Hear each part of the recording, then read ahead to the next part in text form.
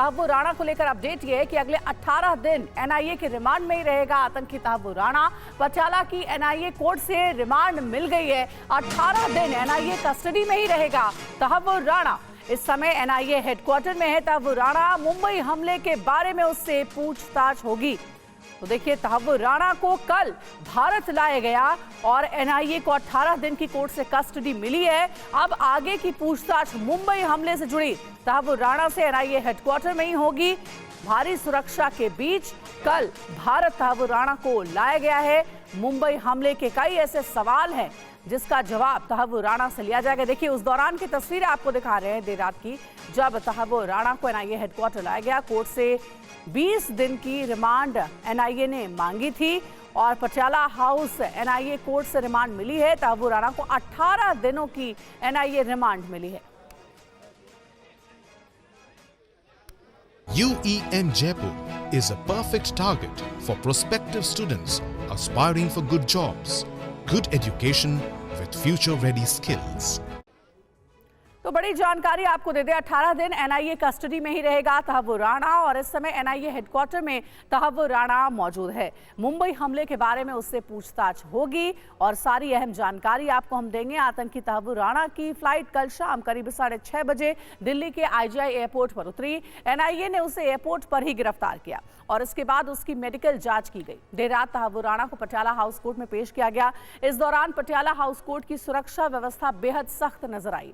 बंद कमरे में राणा की पेशी हुई। इस दौरान एनआईए ने राणा के देश विरोधी करतूतों का सबूत देते हुए 20 दिन की रिमांड की मांग की थी, लेकिन एनआईए कोर्ट ने उसकी 18 दिन की रिमांड मंजूर की है। और साथ ही आपको ये भी बता दें कि तहव्वुर राणा को दिल्ली लाए जाने के बाद रिमांड तक पूरा घटनाक्रम क्या है, हम आपको बताते हैं। आतंकी तहव्वुर राणा कल शाम 6:22 पर दिल्ली के इंदिरा गांधी एयरपोर्ट पर उतरा। वहां करीब 4 घंटे तक रहा। एयरपोर्ट पहुंचते ही राणा को एनआईए ने यूएपीए के तहत गिरफ्तार किया और फिर एयरपोर्ट पर ही मौजूद डॉक्टर्स की टीम ने उसका मेडिकल चेकअप किया। करीब 4 घंटे के बाद वो पेशी के लिए पटियाला हाउस की एनआईए कोर्ट पहुंचा। कोर्ट में वो करीब 4 घंटे तक रहा। इस दौरान स्पेशल एनआईए जज चंद्रजीत सिंह की कोर्ट में उसकी पेशी हुई। एनआईए का पक्ष वरिष्ठ अधिवक्ता दयान कृष्णन ने रखा, तो वहीं तहव्वुर राणा का पक्ष दिल्ली लीगल सर्विस अथॉरिटी की ओर से नियुक्त वकील पीयूष सचदेवा ने रखा। सुनवाई के दौरान एनआईए ने कोर्ट को तहव्वुर राणा की देश विरोधी करतूतों के बारे में पुख्ता सबूत दिए। इसमें तहव्वुर के ईमेल्स भी शामिल हैं। एनआईए के वकील की दलीलों को सुनने के बाद कोर्ट ने तहव्वुर को 18 दिन की एनआईए की कस्टडी को सौंप दिया।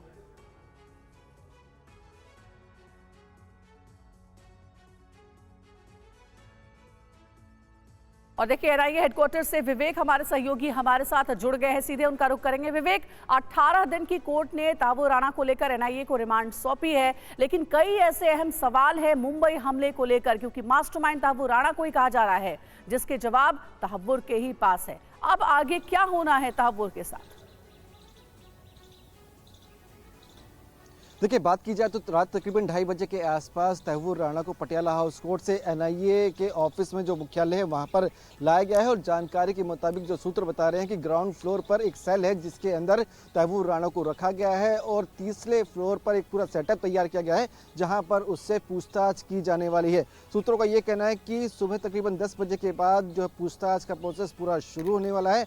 एनआईए ने पूरी एक लिस्ट तैयार कर रखी है जिन सवालों के जवाब वो तहव्वुर राणा से चाहती है। साथ ही ईमेल का जिक्र जो किया गया है कोर्ट के अंदर भी, उसके बारे में भी जानकारी जो है वो एनआईए तहव्वुर से लेने की पूरी कोशिश करेगी। इसके साथ ही अगर आपको बता दें तो जो 26 नवंबर 2008 को जो हुआ था उसको लेकर हर सवालों के जवाब तहव्वुर से लेने की कोशिश की जाएगी। साथ ही जानने की कोशिश की जाएगी कि आखिरकार उस वक्त उसकी लोकेशन क्या थी, ये पूछताछ की जाने वाली है। उसके अलावा ये भी जानने की कोशिश की जाएगी कि वो 8 नवंबर से 21 नवंबर तक क्यों हिंदुस्तान में आया था और यहाँ पर वो किस किस से मिला था। इसके अलावा हेडली से जो बातचीत हुई उसने हेडली को जो पैसे दिए और हेडली को क्या इंस्ट्रक्शंस दी गई थी, हेडली ने कहाँ कहाँ रेकी की थी और उसको क्या क्या जानकारी दी गई थी, ये सारी चीज़ें जो है वो तहव्वुर से ली जाने वाली है। इसके अलावा पाकिस्तान एजेंसी आईएसआई का क्या 2008 में जो ये सब कुछ हुआ था उसमें क्या रोल था, इसके अलावा जो यहाँ पर जो आतंकी संगठन है पाकिस्तानी,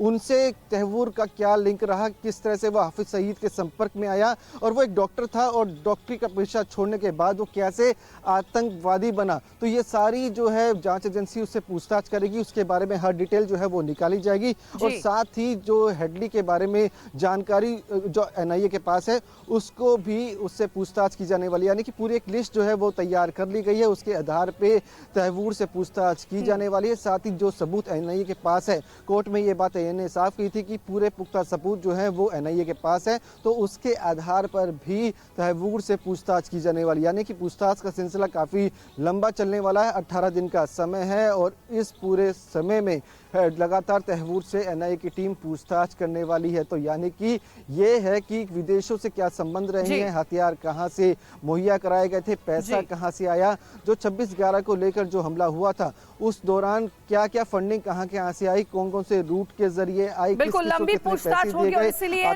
सवालों की लंबी लिस्ट भी तैयार कर ली गई है, जो हमारे सहयोगी विवेक भी बता रहे हैं। नजर आप बनाए रखिएगा। फिलहाल आपका बहुत शुक्रिया पूरी जानकारी देने के लिए।